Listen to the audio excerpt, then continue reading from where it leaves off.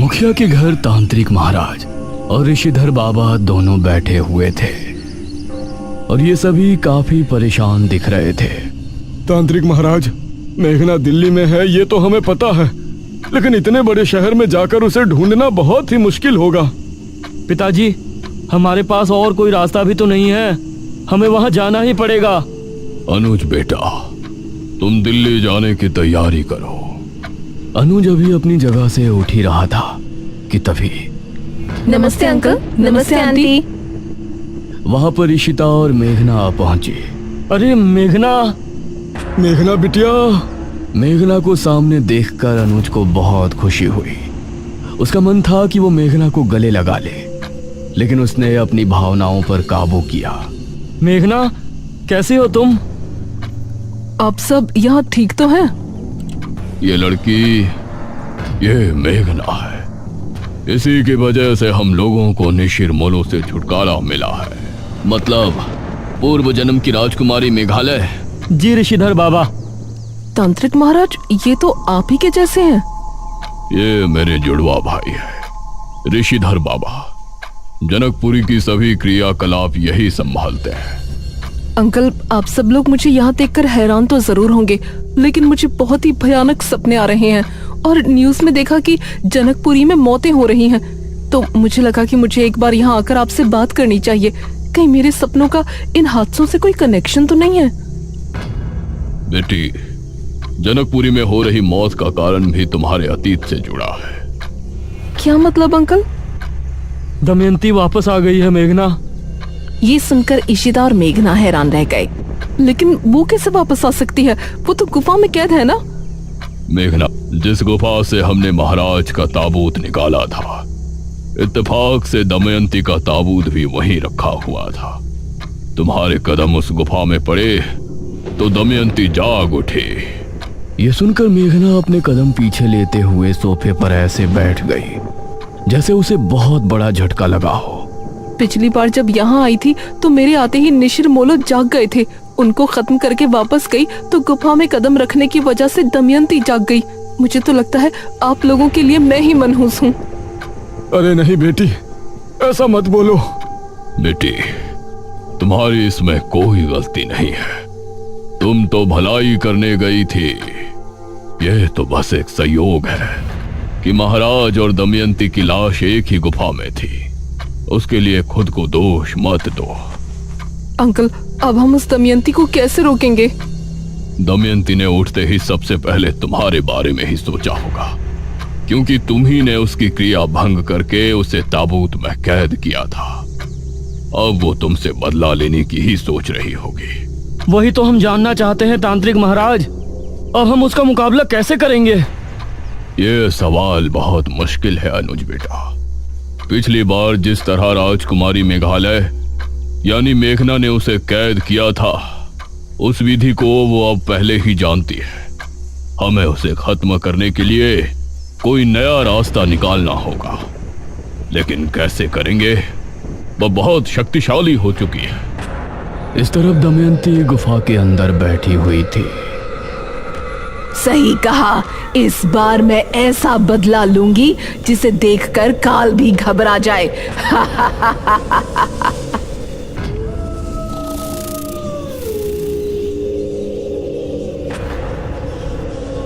रात के करीब 2 बजे के समय पुराने किले में तांत्रिक महाराज और निशिधर बाबा दोनों ध्यान मग्न बैठे थे।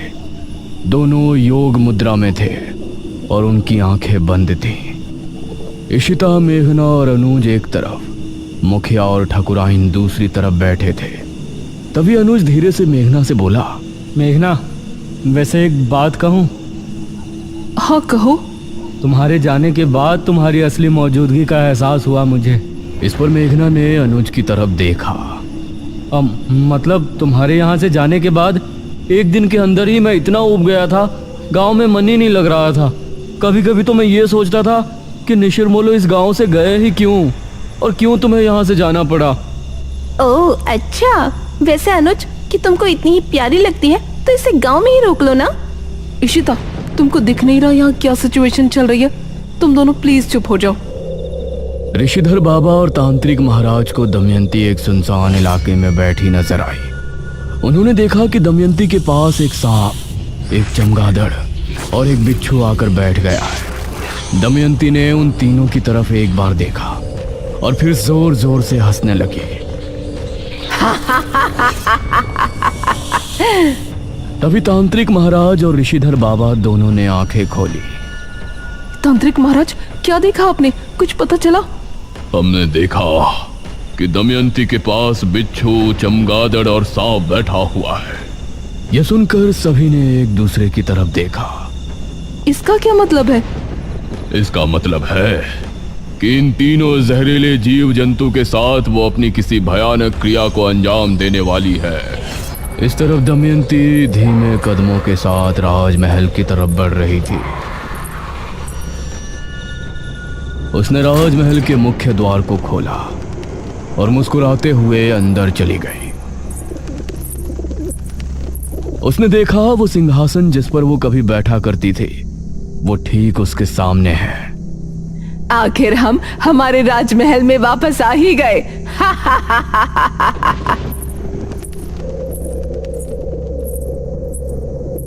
वो जैसे ही सिंहासन पर बैठी, वैसे ही राजमहल के सभी रोशनदान अपने आप जल उठे। देखते ही देखते पूरा राजमहल दीपों से जगमगा उठा। तभी अचानक गलियारे से उसे एक आवाज सुनाई दी।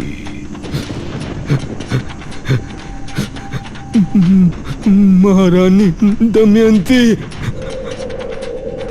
यह किसी के सिसकने की आवाज थी, जिसे सुनकर दमयंती के चेहरे पर आई खुशी उड़न छू हो गई। दमयंती सिंहासन से उठी और गलियारे की तरफ बढ़ गई।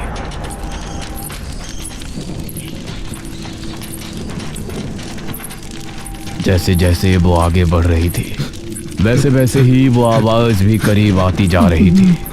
महारानी दमयंती।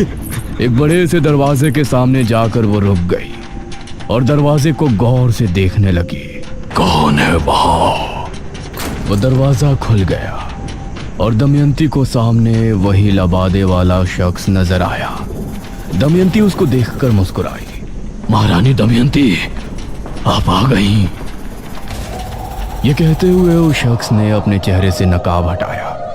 वो एक काली चमड़ी वाला बदसूरत सा आदमी था। उसके चेहरे पर खुशी थी और आंखों में खुशी के आंसू। हाँ, हम आ गए वीरेंद्र। मुझे पता था कि एक ना एक दिन आप जरूर आएंगी, इसीलिए मैंने उस क्रिया को 400 साल तक जारी रखा, जिसे मैं आपके जिंदा रहते हुए आपकी शक्तियां बढ़ाने के लिए किया करता था। मैं तुमसे बहुत खुश हूँ वीरेंद्र, बहुत ज्यादा खुश। मेरे यहाँ पहुँचने के साथ साथ तुम्हारी महाक्रिया के 400 साल भी पूर्ण हो चुके हैं। अब तुम चाहो तो महल से बाहर जा सकते हो, लेकिन महल से बाहर जाते ही क्रिया बंधन टूट जाएगा और फिर तुम मनुष्य योनि में वापस चले जाओगे, जिसमें तुम बढ़ती उम्र के साथ बूढ़े भी हो जाओगे और तुम्हें मौत भी आ जाएगी। लेकिन महारानी, अगर ऐसा हुआ तो फिर हम जीवित कैसे रहेंगे? हमारे साथ ये नहीं होना चाहिए। तुम चिंता मत करो वीरेंद्र, मैंने तुमको सिर्फ बताया है। तुम अमर नहीं तो क्या, मैं तो अभी अगले 600 साल तक अमर हूँ। मेरी शक्तियों के इस्तेमाल से मैं तुमको कुछ नहीं होने दूंगी।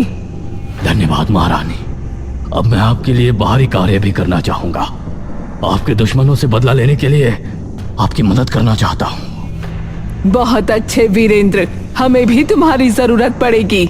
ये कहकर दमयंती ने वीरेंद्र के सर पर हाथ रखा और मंत्र पढ़ने लगी। तभी वीरेंद्र की आंखें एकदम सफेद हो गई और उसके चेहरे से अजीब सा तेज निकलने लगा।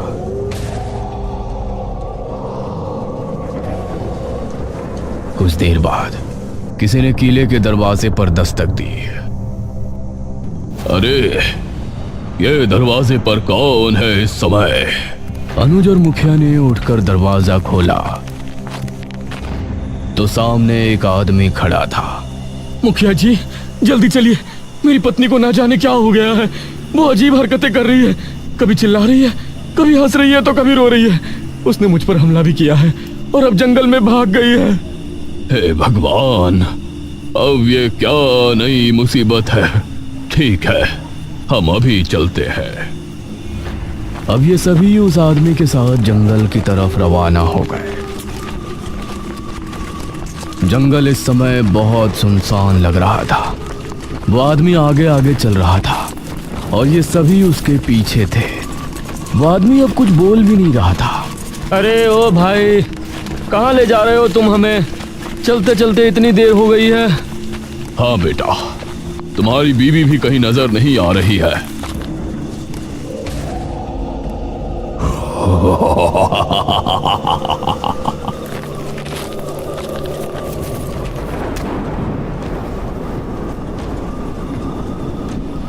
ये देखकर सभी हैरान रह गए। अरे छोड़ इन्हें! ये तांत्रिक महाराज को उससे छुड़ाने की कोशिश करने लगे, लेकिन उसकी पकड़ बहुत मजबूत थी। तांत्रिक, तूने बहुत साथ दिया है ना इस राजकुमारी मेघालय का। तूने इसके साथ मिलकर बेरमपुर के लोगों को अंधेरे से तो निकाल लिया, लेकिन अब मैं तुझे ऐसी दुनिया में भेज दूंगा जहां अंधेरे के अलावा कुछ नहीं होगा। अभी तो मैं जा रहा हूं, क्योंकि महारानी दमयंती क्या करने वाली है उसे देखने के लिए तुझे जिंदा रहना है। फिर मैं आऊंगा सिर्फ कुछ दिनों बाद, और फिर तुझे ले जाऊंगा मौत के अंधेरे में। ये कहकर वो तांत्रिक महाराज को छोड़ वहां से बिजली की रफ्तार से निकल गया। ये सभी तांत्रिक महाराज के पास पहुंचे। तांत्रिक महाराज, आप ठीक हैं? हाँ, हम ठीक है। ये कौन था महाराज? इस पर मेघना ने अनुज से कहा। अनुज और ऋषिता, तुम दोनों को याद है जब हम पहली बार राजमहल गए थे तो एक लबादे वाला शख्स हमारे पीछे आया था? हाँ याद है, वो हमारे पीछे भी आया था। हाँ याद है, वो हमारे पीछे भी आया था। हाँ, बेरमपुर पुराण में भी हमने पढ़ा था कि दमयंती के मरने के बाद भी वो पुजारी राजमहल के ही एक कमरे में कैद हो गया था, जिसको दमयंती ने अपनी शक्तियां बढ़ाने के लिए राजमहल के एक कमरे में बंधित किया था। इसका मतलब अब दमयंती ने इसे आजाद कर दिया है। तांत्रिक महाराज, वो आपको अपने साथ ले जाने की चेतावनी देकर गया है। हमारी परवाह छोड़ो, वो क्या कर रहा था उस पर ध्यान दो। दमयंती कुछ बहुत ही भयानक करने वाली है। तभी चारों तरफ से चमगादड़ और कौवों की भयानक आवाजें गूंजने लगी। उन्होंने देखा कि आसमान में लाखों कौवे और चमगादड़ एक साथ उड़ रहे हैं। जमीन पर कई सांप एक साथ निकलकर रेंग रहे हैं। हवा का रुख भी बहुत तेज हो गया था। धुंध बहुत ज्यादा बढ़ गई थी, मानो कोई तूफान आ गया हो। ये सब क्या हो रहा है तांत्रिक महाराज? सभी वापस गांव की ओर चलो, अभी यहाँ रुकना उचित नहीं है।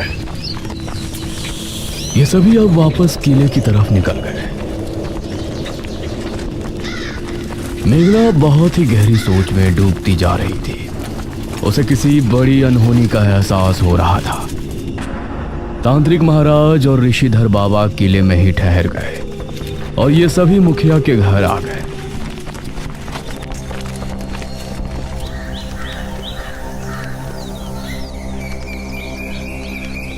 अगली सुबह जब ये सभी नाश्ता कर रहे थे तो अनुज ने न्यूज ऑन कर रखी थी। भारत में पहली बार एक ऐसी घटना घटी है जो देखने वालों के दिमाग को बौखला रही है। बेरमपुर, जनकपुरी और इनके आसपास जितने भी शहरी इलाके हैं, उन इलाकों से चमगादड़ और कौवे एक ही समय में आसमान में उड़ एक ही दिशा में जा रहे हैं। जंगलों से सांप अपने बिलों से निकलकर एक ही दिशा में रेंग रहे हैं। लोगों का कहना है कि सभी कौवे और चमगादड़ जनकपुरी के जंगल की तरफ गए थे और उसके बाद कहां गायब हो गए ये किसी को समझ नहीं आ रहा है। ये सुनकर सभी हैरान रह गए। हे भगवान, मतलब वो सभी सांप, कौवे और चमगादड़ जनकपुरी गए हैं। ये बात हमें जल्द ही तांत्रिक महाराज को बतानी चाहिए।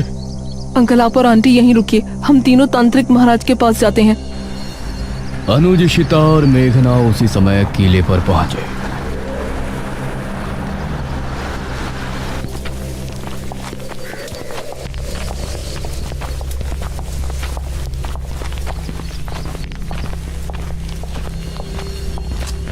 और उन्होंने तांत्रिक महाराज और ऋषिधर बाबा को न्यूज के बारे में बताया। जनकपुरी के जंगल में कहीं ये सभी उसी गुफा में तो नहीं गए जहां पर दमयंती और महाराज का ताबूत रखा था? मुझे भी यही लगता है तांत्रिक महाराज।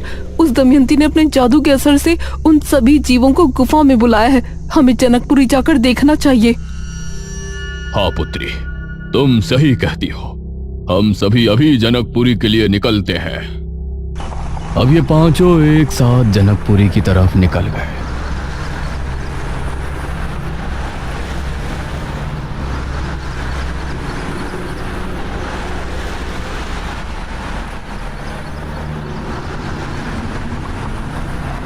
और वहां पहुंचते हुए इनको शाम हो गई। वहां पहुंचने पर इन्होंने जनकपुरी के लोगों को चौक पर जमा किया। ऋषिधर बाबा, अच्छा हुआ आप आ गए। क्या हुआ आप लोगों को? आप यहाँ जमा क्यों हैं? ऋषिधर बाबा, कल रात हमने करोड़ों चमगादड़ और कौओं को उसी गुफा की तरफ जाते हुए देखा है जहां से तांत्रिक महाराज विश्वजीत का ताबूत लेकर गए थे। हम उस गुफा में जाने के लिए ही यहाँ आए। आप लोग यहीं रुककर हमारे वापस आने तक का इंतजार करें। गांव के लोगों से बात करके ये पांचों अब गुफा की तरफ रवाना हो गए। महारानी, वो सभी गुफा की तरफ ही आ रहे हैं, आपको मारने के इरादे से। मुझे मारने के इरादे से? कुछ देर चलने के बाद ये सभी गुफा पर पहुंचे।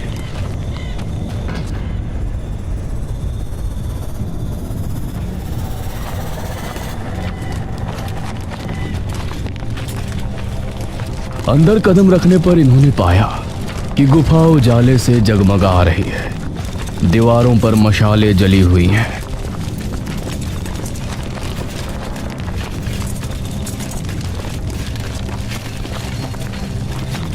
इन्होंने देखा कि दमयंती जमीन पर अग्निकुंड के सामने बैठी है और उसके चारों तरफ कौवे, चमगादड़ और सांप और बिच्छू जमा है।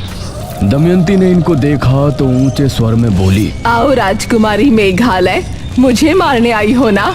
आगे बढ़ो। कोई आगे मत बढ़ना, ये बहुत जहरीले सांप और बिच्छू है। डरो नहीं राजकुमारी मेघालय, तुमको मैं इतनी आसान मृत्यु नहीं देने वाली। अभी तो तुमको बहुत बड़ा इम्तिहान देना है।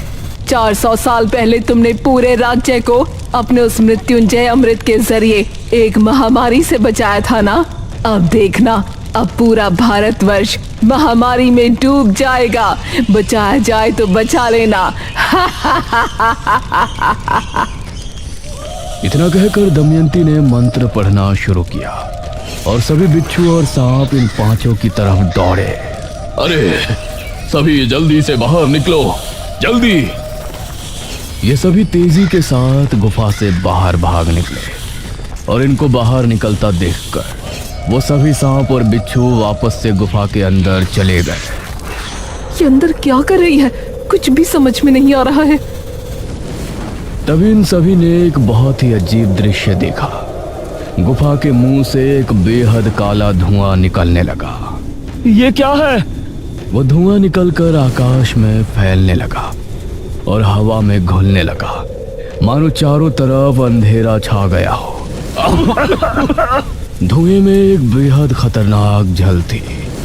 इन सभी को खांसी होने लगी और सांस लेने में परेशानी होने लगी। एक एक करके सभी बेहोश होने लगे। अनुज! मेघना अनुज की तरफ भागी और अनुज भी उसी की तरफ आ रहा था, लेकिन ये एक दूसरे से मिलते इससे पहले ही दोनों की सांसें उखड़ी और ये दोनों भी बेहोश हो गए।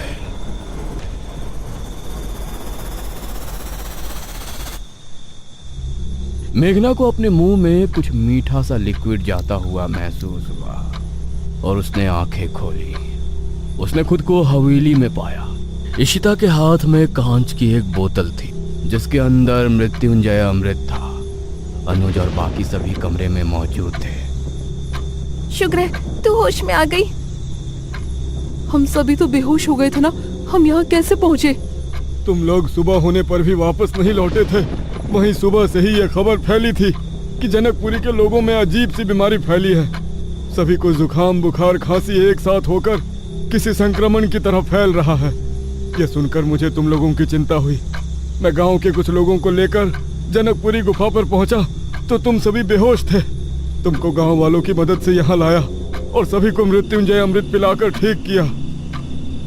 मतलब जो धुआं गुफा से निकला था, कल रात से अभी तक उस धुएं ने इतना असर दिखा दिया कि उससे संक्रमण फैलने लगा। हाँ बेटी, लेकिन जनकपुरी के लोगों तक मृत्युंजय अमृत पहुंचा दिया गया है। उम्मीद है कि अब सभी ठीक हो जाएंगे। अंकल, ये इतनी छोटी बात नहीं है, मुझे कुछ ठीक नहीं लग रहा। अरे अब क्यों टेंशन ले रही है? सब ठीक तो हो गया ना? मुझे नहीं लगता कि उस दमयंती ने इतनी बड़ी क्रिया सिर्फ थोड़ा सा संक्रमण फैलाने के लिए की है। उसने कहा था कि पूरा भारत महामारी में डूब जाएगा। हमें न्यूज़ देखनी चाहिए। अब ये सभी कमरे से बाहर आए।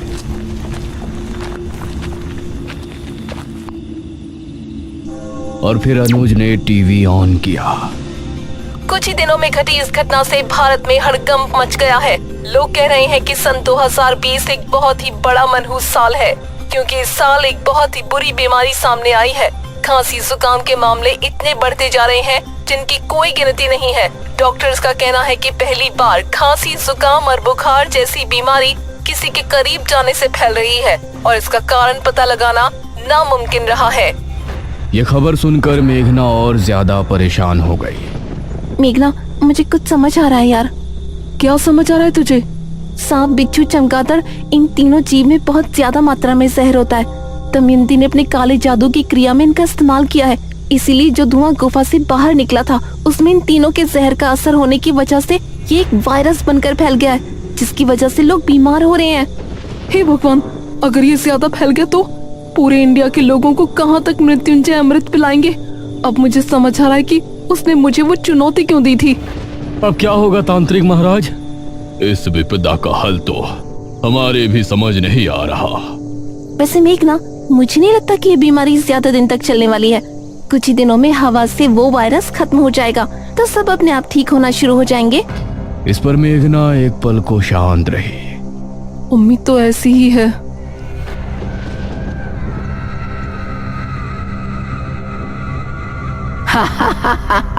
ये बेवकूफ समझ रहे हैं कि वो संक्रमण ऐसे ही खत्म हो जाएगा, लेकिन ये तो एक शुरुआत है मेघालय, सिर्फ शुरुआत।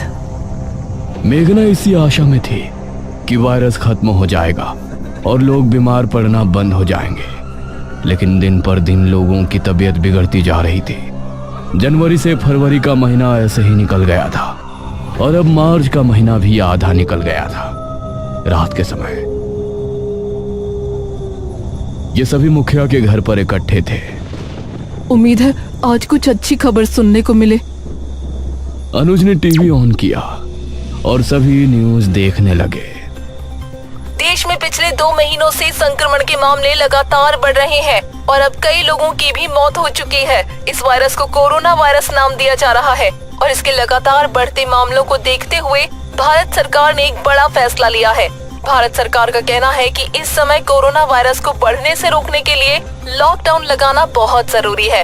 माननीय प्रधानमंत्री जी ने घोषणा की है कि 25 मार्च 2020 से लेकर 14 अप्रैल 2020 तक पूरे भारत में संपूर्ण लॉकडाउन रहेगा। सभी देशवासी अपने घर में सुरक्षित रहें। ये खबर सुनकर मेघना का हाल ऐसा था मानो काटो तो खून नहीं, और बाकी सभी लोग भी परेशान हो उठे थे। हे भगवान, ये तो बढ़ता ही जा रहा है। अब इसको हम कैसे रोकेंगे? तभी दरवाजे पर जोरों से दस्तक होने लगी। कौन है? कोई जोरों से दरवाजे को पीट रहा था। मैं देखता हूँ, तुम लोग पीछे ही रहना। तांत्रिक महाराज ने उठकर दरवाजा खोला तो सामने वीरेंद्र खड़ा था। उसकी आंखें पूरी तरह से सफेद थी। ठाकुराइन उसे देखकर खौफ से चीख पड़ी।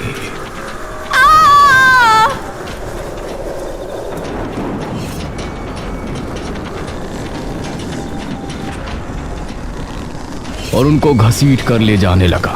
तांत्रिक महाराज! ये सभी बाहर की तरफ भागे, लेकिन तभी दरवाजा अपने आप बंद हो गया। कोई तांत्रिक महाराज को बचाओ! ये सभी खिड़की से उन्हें देख रहे थे। वीरेंद्र तांत्रिक महाराज को घसीटते हुए जंगल की तरफ ले जा रहा था। देख ले राजकुमारी मेघालय, कैसे तेरे तांत्रिक महाराज को मैं तेरे सामने काली दुनिया में ले जाता हूँ। दमयंती भी उस समय गुफा में आंखें बंद किए बैठी थी और ये सारा दृश्य देख रही थी। ये सभी बेबस थे। इन सभी की आंखों से आंसू निकल रहे थे। लेकिन तभी